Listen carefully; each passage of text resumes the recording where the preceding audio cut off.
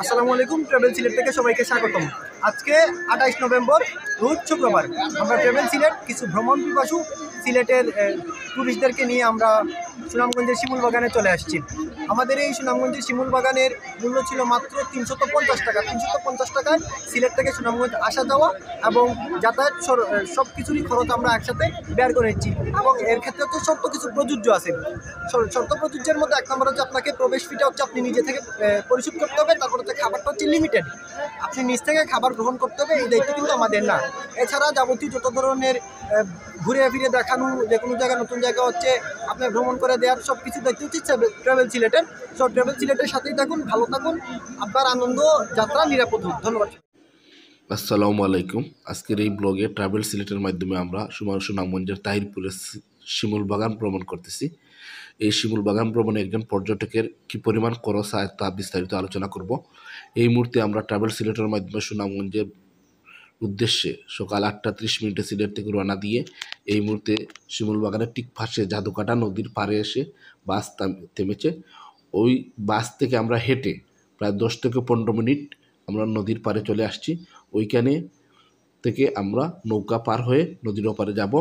আমরা এখন জাদুকাটা নদীর পাড়ে দাঁড়িয়ে আছি। এই মুহূর্তে আমরা শিমুল বাগানের ঠিক সামনে একটা নদী আছে, এই নদী পার হবো নৌকা দিয়ে। আমাদের নৌকা পার হওয়ার জন্য এইটুকু জায়গা আমাদেরকে হেঁটে যেতে হবে। আমাদের টোটাল যারা আছে টিম সবাই একসাথে আছি, আমরা একসাথে নদীর পার দিয়ে হেঁটে যাচ্ছি, যে নৌকাতে উঠবো। নৌকাতে উঠে আমরা ওই নৌকাটা পার হবো। নৌকাটা পার হলেই আমরা শিমুল বাগান পেয়ে যাব। ধন্যবাদ। ভিউয়ার্স, আপনারা আমার এই ব্লগের ডেসক্রিপশন বক্সে এই সিলেট হয়ে সুনামগঞ্জ হয়ে এই শিমুল বাগানে আসতে কী পরিমাণ করে যায় টোটালটা দিয়ে দিব, আপনারা এখান থেকে পেয়ে যাবেন। পাশাপাশি আমিও ব্লগেই আলোচনা করতেছি। সুনামগঞ্জ থেকে এখানে মোটরসাইকেল ভাড়া 100 টাকা, সিএনজিতে আসলে 80 টাকা। আপনি এই জাদুকাটা নদীতে পারে আসলেই আপনি ওই নদীর ওপারেই আপনার শিমুল বাগান। তার মানে আপনি সিলেট থেকে শিমুল বাগান পর্যন্ত আসতে আপনার 300 টাকা 350 টাকা যাবে। আসা যাওয়া সিলেট থেকে আসা যাওয়া 600 টাকার মতো যাবে। এই মুহূর্তে আমরা জাদুঘাটার নদীর ঠিক পারে চলে এসেছি। এখন আমরা এই নৌকা ভাড়া 10 টাকা আছে, 10 টাকা দিয়ে আমরা নৌকাতে গিয়ে উঠবো। নৌকার জন্য অপেক্ষা করতেছি, অনেক মানুষ আছে, সবাই আমরা নৌকার জন্য অপেক্ষা করতেছি।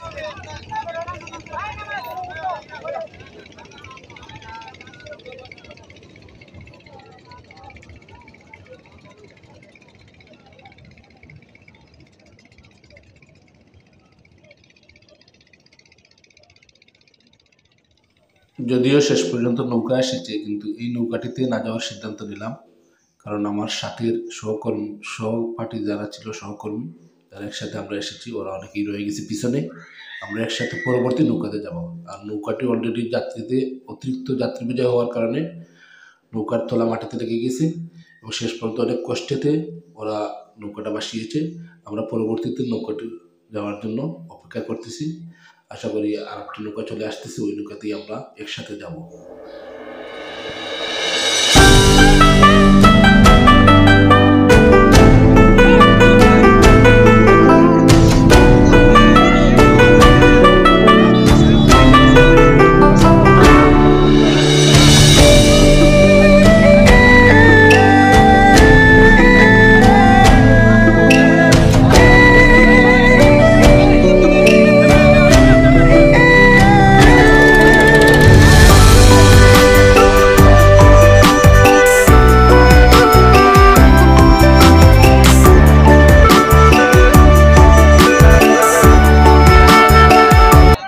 ভিউয়ার্স, আমরা শেষ পর্যন্ত নৌকাতে উঠলাম এবং আমরা নৌকা নদী পার হচ্ছি। আমরা এই মুহূর্তে প্রায় শিমুল বাগানের পাড়েই চলে আসছি। শিমুল বাগানে আসার সাথে সাথেই আমরা প্রথমে যে দুইটা বিষয় আমরা গুরুত্ব দিছি, এই বাগানের প্রবেশ ফি এবং এখানে খাওয়া দাওয়ার বিষয়টা। তো সাধারণত আমরা বাগানে প্রবেশ ফি 50 টাকা পেয়েছি, আমরা টিকিটও কেটেছি।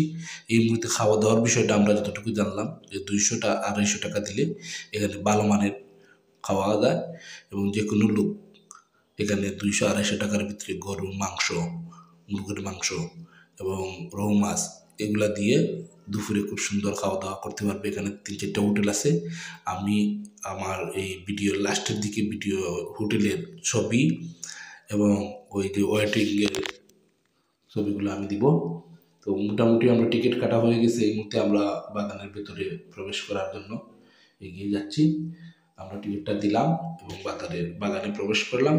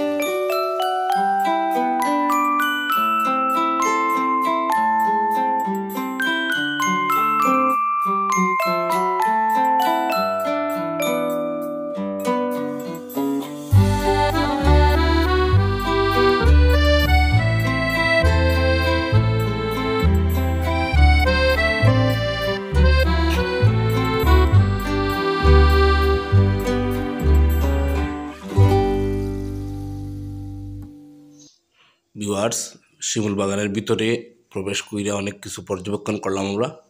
এই মুহূর্তে এখানে সুনামগঞ্জের তাহিরপুরের বাদাঘাটের মানিগ্রাম এরিয়ার আলহাজ জয়নাল আবেদিন সাহেব, উনি আজকে থেকে প্রায় 15 বছর আগে এখানে ওনার প্রায় 80 কিয়ার বা 30 একর জায়গা আছে। ওই জায়গার মাঝে উনি প্রায় 20 একর জায়গার মধ্যে উনি শিমুলের গাছ রোপণ করেছিলেন এবং আজকে এই শিমুলের বাগান ধীরে ধীরে গাছগুলো ধীরে ধীরে বড় হয়ে আজকে এ পর্যায়ে এসেছে।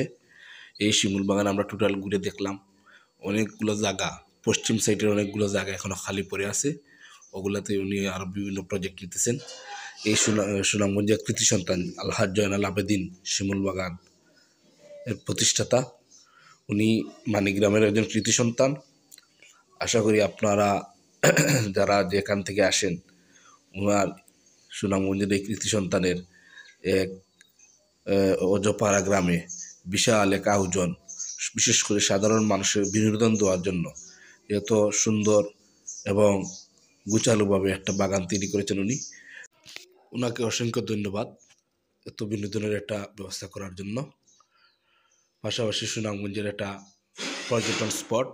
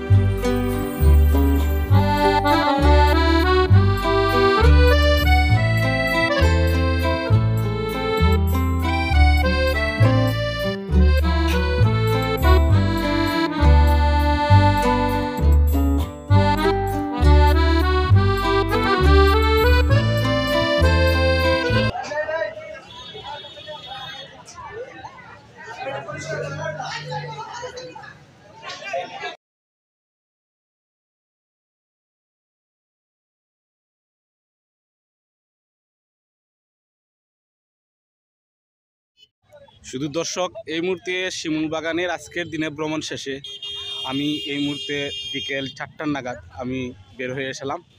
এই মুহূর্তে আপনাদের শিমুল বাগানের টোটাল যে দৃশ্যগুলো দেখালাম আমার এই ইউটিউব চ্যানেল থেকে।